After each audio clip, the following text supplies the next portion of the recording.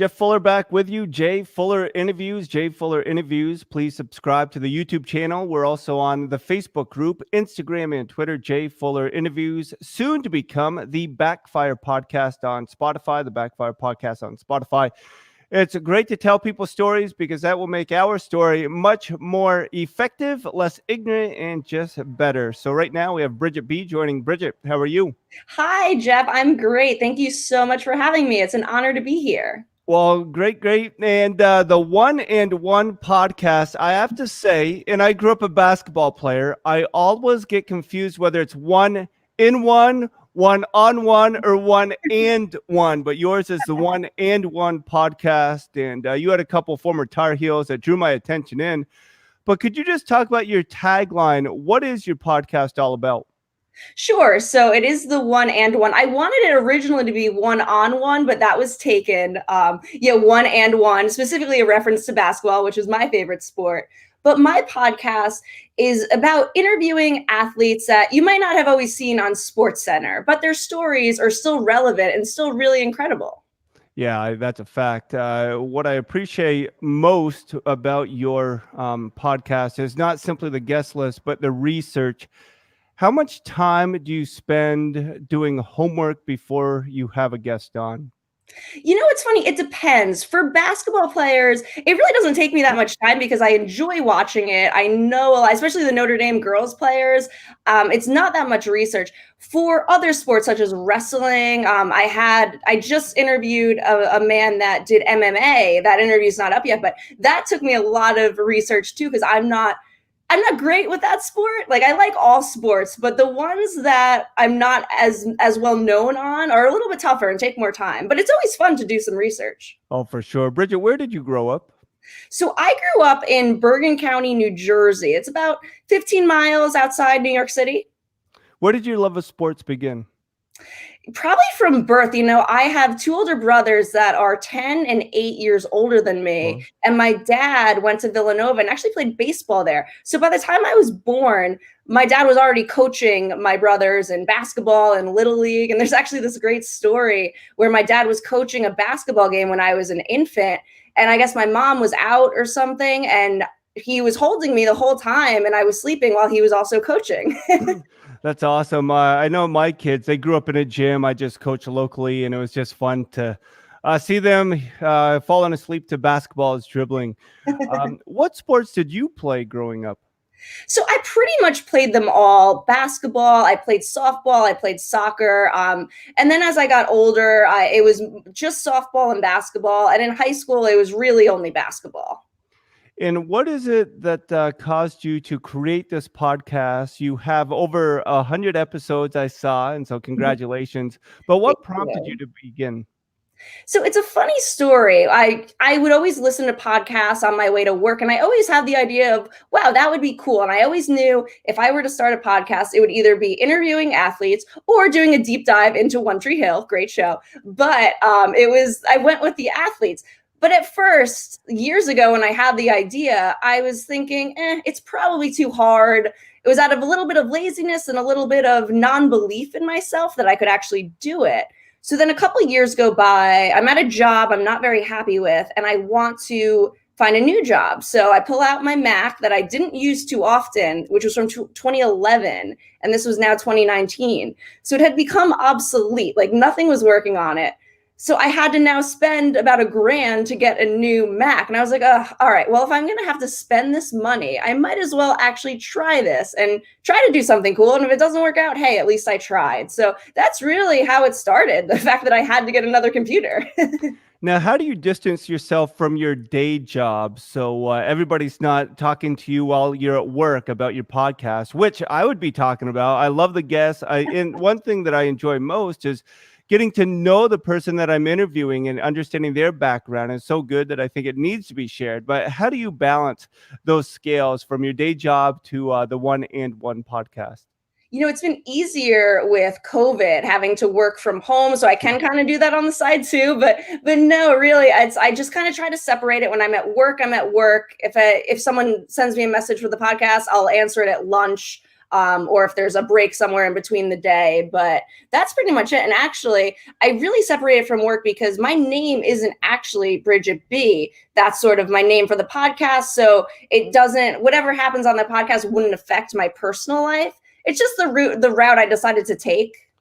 Yeah, I wish I would have come up with a radio name. I think that could have been more fun. I have to admit that when I Googled your name, trying to come up with some pictures for this YouTube channel, the pictures behind me, I put in Bridget B, and it was an adult chat podcast came up. It's like, I don't think this is the same one.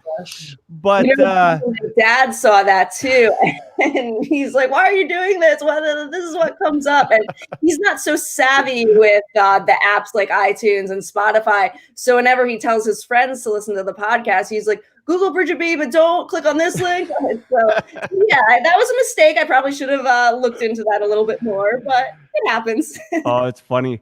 Hey, so how do you find your guests? This is a question that I get often. It's how do you find them? And I think with Google, with social media, it's made it a lot easier, not going through agents or having to pay fees. But how do you find most of your guests? For sure. So a lot of the guests I've had, especially early on, are actually athletes that I have known personally. For example, I had my brother on. He was very easy to get. A good friend of the family played football at Villanova. And then from there, because I've watched a lot of sports, I basically came up with a list of names that I would love to interview. And I just reached out to them, whether I found their email or their social media handle, and kind of, I guess, like cold calling. Yeah. But also within that, when, once I got rolling with people, a lot of the guests would say, "Hey, my friend so-and-so played this sport here. They'd be a great guest." So a lot of that too, which I'm always open to. Yeah, that's how I got Kenny Anderson on my program, and it was just phenomenal because this guy I knew, he did some basketball thing with Kenny, and then Kenny said he would come on. Then I realized there's a documentary on Amazon Prime about Kenny Anderson, and then the producer director came on, and it's just pretty cool how that all happens. My question for you is, how do you show respect so you build trust so they offer that proverbial Rolodex to you?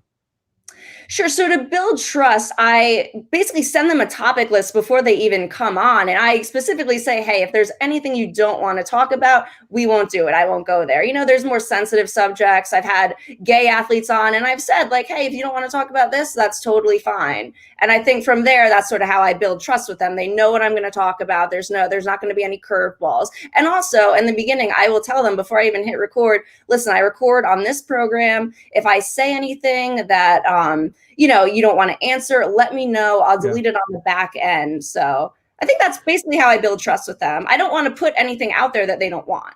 Right. And what I should tell you is sensitive subjects. I'm a Carolina fan, and I guess you're Villanova. So the Wildcats beating Carolina on that buzzer beater, I shouldn't bring it up. But when you have, I'm looking at getting Bobby Hurley to come on because he was featured in that documentary with Kenny Anderson and all that. Growing up a Carolina fan, I'm trying to poke fun and have fun, but still be respectful. Have you ever had any interview where you thought you were making a joke, but the guest was offended by what you had to say?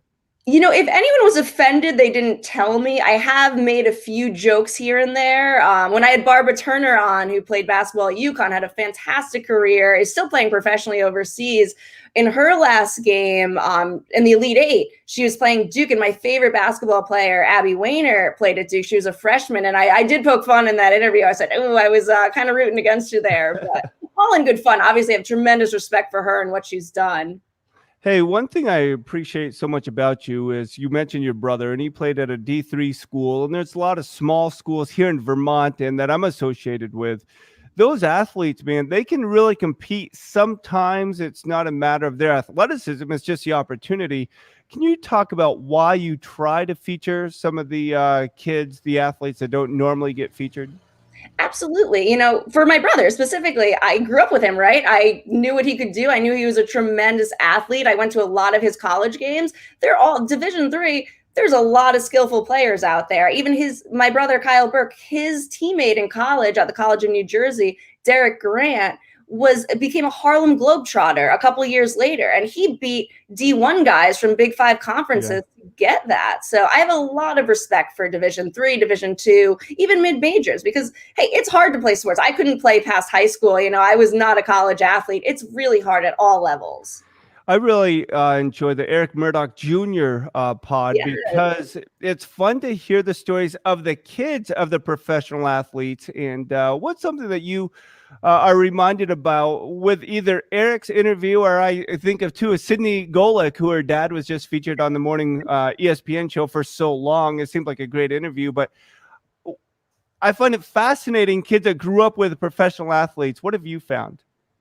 Yeah, it's so interesting. I think with Eric specifically, his whole thing was he wanted to create his own journey. He didn't want to be defined by what his father had done. And he was really able to do that at the College of New Jersey. He had a great career. He actually now works with my brother they have a place called Inner Drive Hoops in sort of by Princeton, New Jersey, where they help develop players. So I think that's cool that he wanted his own path. He didn't want to be defined by his dad.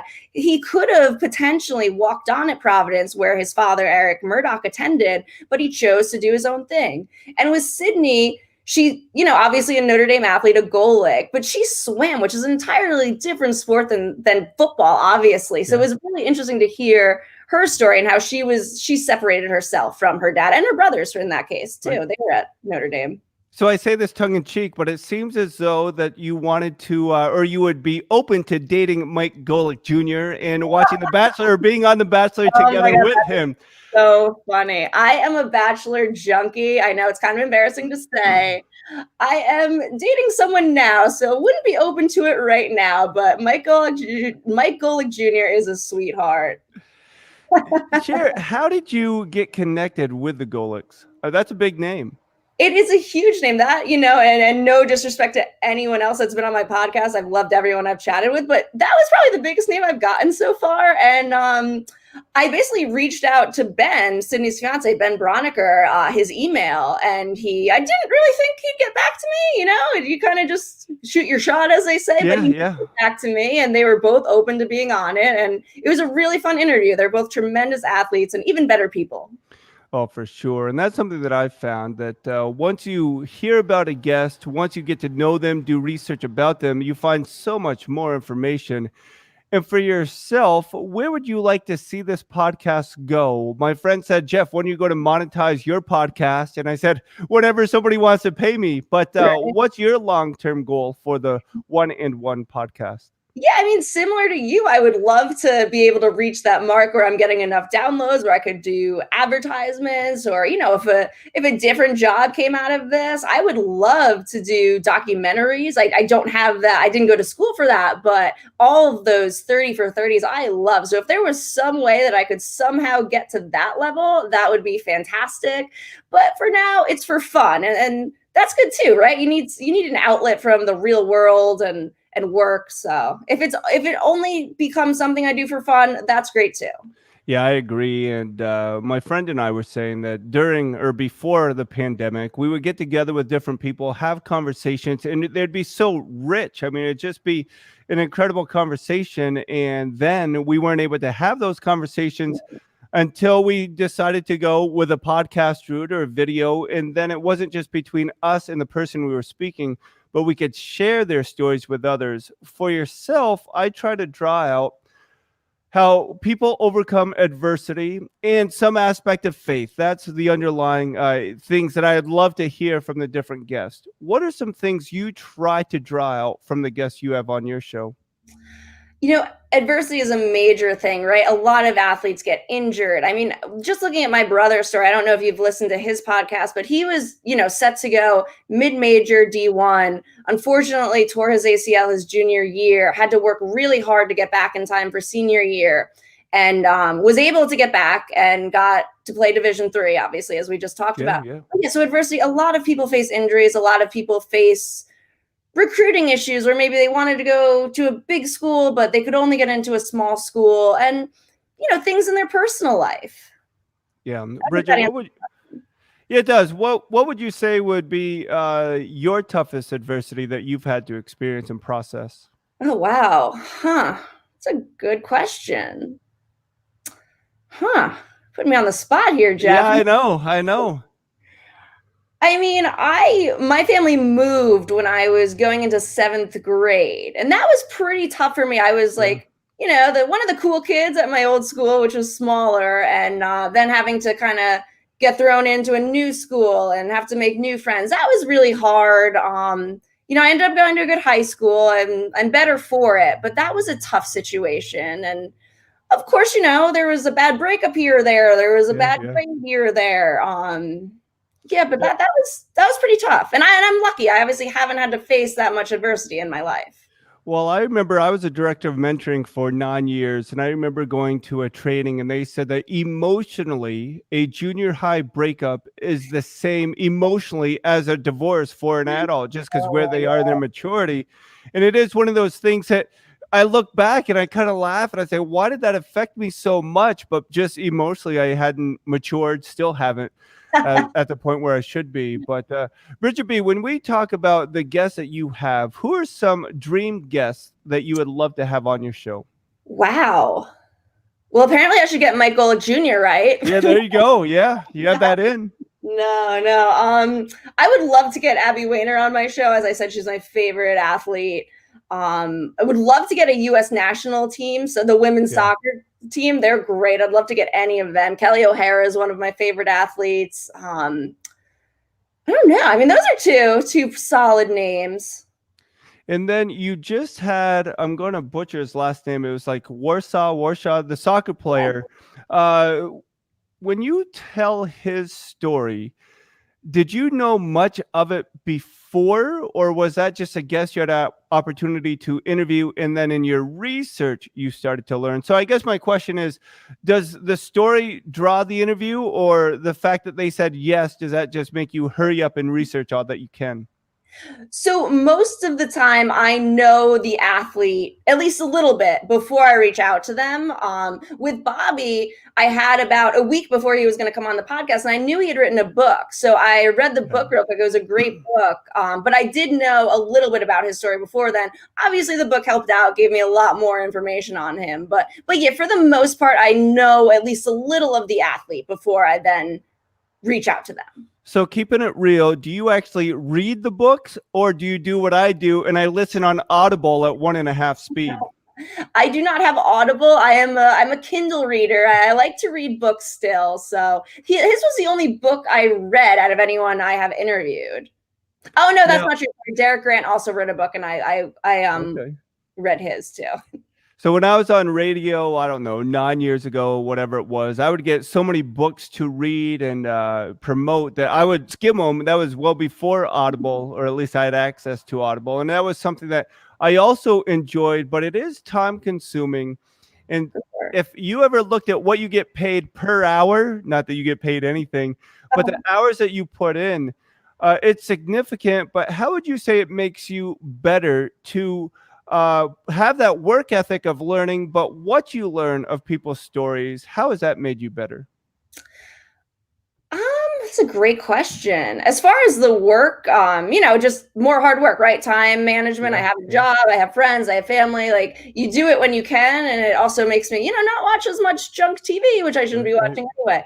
But yeah, as far as I guess I just have like once I interview someone, I'm like set, like let's edit this, let's get this out. I don't know. I'm just their stories basically make me I'm kind of butchering the way I'm answering this. I apologize. Their stories are just what kind of inspire me. I Yeah, guess that's yeah. what I can say with that. No, that's really good. Looking at the nuts and bolts, when you edit, how long does that take you, that process to put everything together to upload it for that podcast format? Sure. Depends on how long the interview was and how much I personally butchered anything. But probably about 2 hours. So not terrible, but also, it's still 2 hours of your life. Oh, it still is. What is something that you would love to have an assistant do to help you with your podcast? I would love them to do the editing. That would be fantastic. To just keep researching for me to find more guests that maybe I'm not aware of. That would be great too. But as far as the individual research for each episode, I feel that I would still have to do that and know what I'm talking about once the interview occurs. For sure. And I'm still trying to find my niche. I love sports, but I actually was fortunate enough to have a contestant on America's Got Talent, Nolan Neal. Make sure you vote for him tonight, Nolan Neal.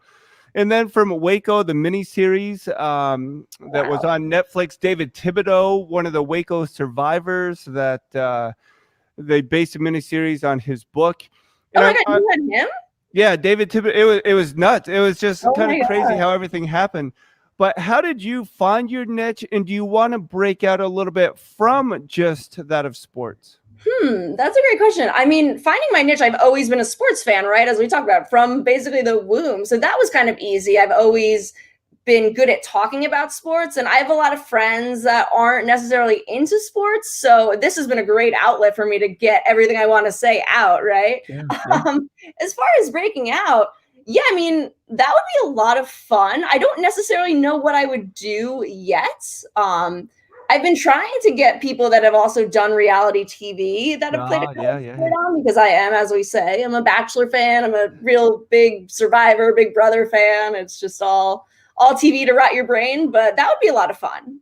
And that's, I know, for me, for music, I love music, but some of the technical aspects about music, I have no idea. So if they want to talk about their song or the riff or the pattern or the chords, I'm just like, hey, that sounded great. I don't know what it was. Yeah. For you, Bridget, who are some guests that you look back at that you would love to have return because you've learned something, or now you have new questions you would like to ask them? Oh, wow. That's a great question. Huh.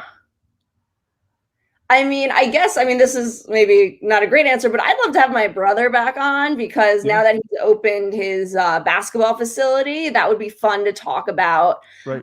Um, who else? Trying to think. I mean, any of the Notre Dame players, because I'm a big Notre Dame women's basketball fan. I'd Sure. love to have them come on and talk about, now that Neil Ivey was just named head coach. That'd be fun to talk about. Derek Shell, who was my second episode, his wedding was postponed due to COVID. That would be interesting Yeah, to talk yeah. about. And then with Sydney Golick and her fiance, obviously that was two guests. Have you had many podcasts where you've had multiple guests on? So I've just done two of those, one with Sydney and Ben, and then one with Erica Williamson and her wife, Maria Nukas. Those are great. I'm actually in the process of coming up with another one in the coming weeks, where I'll have either 2 or 3 people on. So that'll be exciting. That's a little bit harder. It's more challenging, right? Because you have more research, double the research. Right. But it's kind of rewarding. I don't know. I like talking to couples. I think that's cool. And it doesn't necessarily have to be a romantic couple. It could be brothers, sisters, Right. friends. Yeah, I was fortunate. I did 2 interviews maybe, and I had teammates. And when the video format is similar to Zoom, though I don't use Zoom, I use StreamYard, which they could be a sponsor of the program. That'd be great. But and it was nice. But sometimes you have somebody whose connection either glitches or they go out. Or I imagine with a phone call, you have a bad connection. What are some stories that you have as far as bad connections that you had to either call again, reschedule, or just edit a big chunk of it? Sure. I mean, there have been some, especially for phone interviews, where they would cut out and I'd basically say, "Hey, can you repeat that?" Doesn't happen too often. One time, I felt bad about this. I had Christina Nelson, who's a national champion at Notre Dame, on the podcast, and for whatever reason, my mic just wasn't working the way it usually does. It was the only time that it happened. It wasn't broken or anything. I was able to fix it, but I had to reschedule till later that day. And you always feel bad because this person is giving you their time. Right. But yeah, luckily, knock on wood, right? Nothing has gone terribly wrong. A few connection issues, but nothing that hasn't been fixable. Well, that's good. And I know I'm just getting used to this lighting. And so some days it's still pretty bad, but they're so hot that I will be blinded and sweating. Oh, wow. And still you can't see me show up. So I'm trying to figure out those details. That's, I think, where I need an assistant with some of those aspects. Yeah, rough. I think I asked you off air, maybe it was the beginning of the interview, but why did you choose to go audio and not video? Because I don't want to have to get all dressed up every day. No, I'm kidding. It was what I was able to learn first. My friend had helped me develop the audio, and at that point I was like, okay, this works. I don't necessarily need the video. That's kind of it. I don't really know why. Maybe in the future I'll add a video, but it's also nice to just be able to have my hair in a bun and sweatpants on, and and no one can see that. Yeah, well, Bridget B, thank you so much for making the time. We have a couple questions to get you out on, but follow Bridget on Twitter, 1and1pod on Twitter, and Instagram, 1and1podcast, to make sure you give a shout. I certainly love the guests, and not just the Carolina guys, but that really opened the door for me to listen to all of your guests, which I do sincerely appreciate so much. Oh, thank you. What do you like to do for fun? What's your outlet besides podcasting and doing your day job? I just enjoy hanging out with my friends. Obviously, the past couple months that hasn't been happening too much with COVID, but in the recent weeks, I've been seeing them more. I love to exercise. I'll go on walks, hikes. What else do I like to? Oh, my niece. I have a lot of nephews and a niece. I love spending time with them. They're fantastic. Just, get the family and friend time. Yeah. Now, is there a new sport you've tried to pick up after interviewing a guest that participated in a sport you weren't familiar with?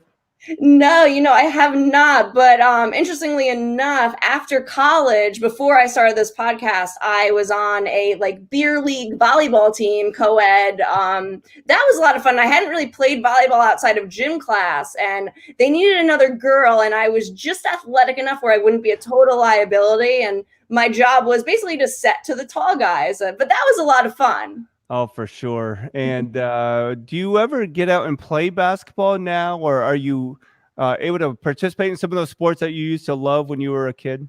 I wish I did. Basically, now my basketball comes from playing on a Fisher-Price hoop with my niece and nephew. I would love, though, to one day be able to get up and down the court. I don't know if I could do it now. I might have to get conditioned for that again. But yeah, I was actually throwing wiffle balls to my nephew the other day in the yard. I like to play tennis too sometimes if I have a tennis partner, but I should be doing more sports. Hey, so if you were going to play a role in a fictional movie, would you want to play the hero or the villain? The hero. The hero. Why the hero? I feel like I'm a nice person. I don't like being mean. And I always bring out the full-time I'm a pastor. So if it's fictional, that's why I emphasize fictional. I want to play the villain all day long. I see it. Yeah, do something opposite. I get it. And maybe like Jack Sparrow, where he's the villain, but everybody loves him. And so that could be fun. A lovable villain. Those are always fun. And then Bridget B, this is a two-part question. I stole this from Hernando Planos, who's the Be Contagious podcast. Okay. If or when the feature film comes out about your life, who plays you in that feature film?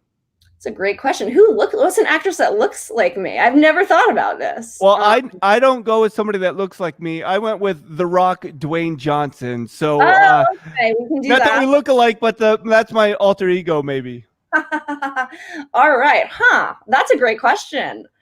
Who should play me? Who do I like? I'll go One Tree Hill's my favorite show. I'll go Sophia Bush. She's beautiful. All right, there you go. And then the second part to that question, and you could choose Mike Golick Jr. if you want, but who plays your love interest in that feature film about your life? Oof, great question. It's got to be one of the Chris's, right? I got to go Chris Evans.